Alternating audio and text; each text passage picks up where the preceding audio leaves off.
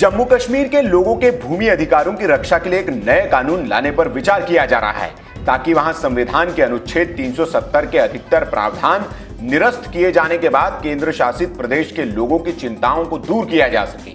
इस संबंधी विधेयक को संसद में पेश किए जाने की संभावना है। इस मामले की जानकारी रखने वाले एक अधिकारी ने कहा, जम्मू कश्मीर के स्थानीय लोगों के भूमि अधिकारों के लिए नए कानून लाए जाने पर काम किया जा रहा है, जिससे जम्मू कश्मीर के लोगों की सभी चिंताएं दूर हो जाएगी।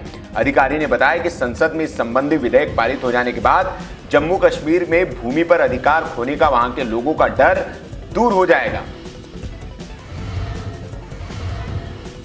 कांग्रेस अध्यक्ष सोनिया गांधी फिलहाल अपने पद पर बनी रहेगी। पार्टी का नया अध्यक्ष चुनने के लिए जल्द ही प्रक्रिया शुरू की जाएगी। तब तक कांग्रेस अध्यक्ष के तौर पर सोनिया गांधी जिम्मेदारी संभालती रहेगी।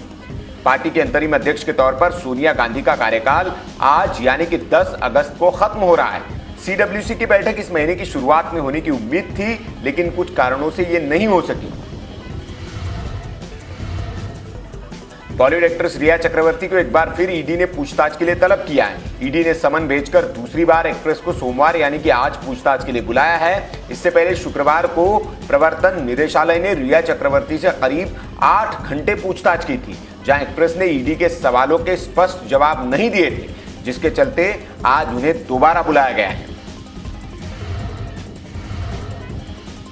सुशांत सिंह राजपूत की मौत को लेकर शिवसेना के मुखपत्र सामना में पार्टी के सांसद संजय राउत ने लेख में सुशांत के परिवार पर गंभीर आरोप लगाए हैं। संजय राउत ने सामना में लिखे लेख में आरोप लगाया कि सुशांत का परिवार मतलब पिता पटना में रहते हैं। उनके पिता से उनके संबंध अच्छे नहीं थे।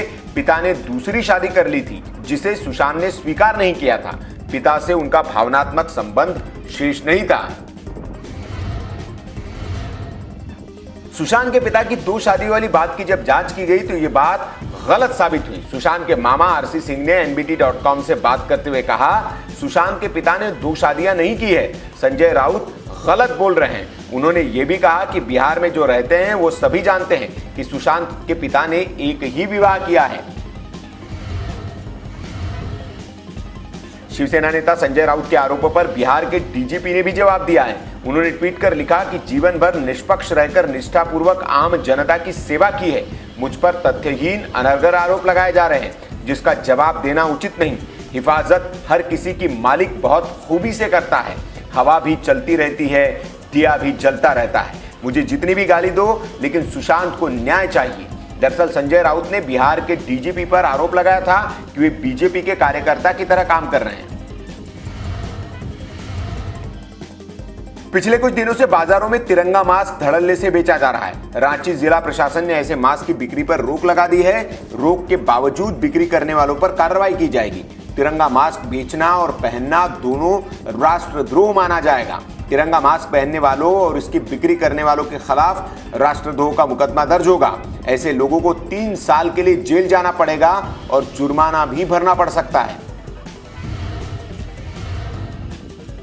उत्तराखंड के नैनीताल जिले में एक बहुत ही दुर्लभ प्रजाति का सांप देखने को मिला है। 84 साल बाद लाल रंग का यह दुर्लभ सांप दिखा है, जिसके दांत चाकू जैसे हैं। इस दुर्लभ सांप को कोरल कुकरी कहा जाता है और सबसे खास बात यह है कि इसका रंग पूरी तरह लाल होता है।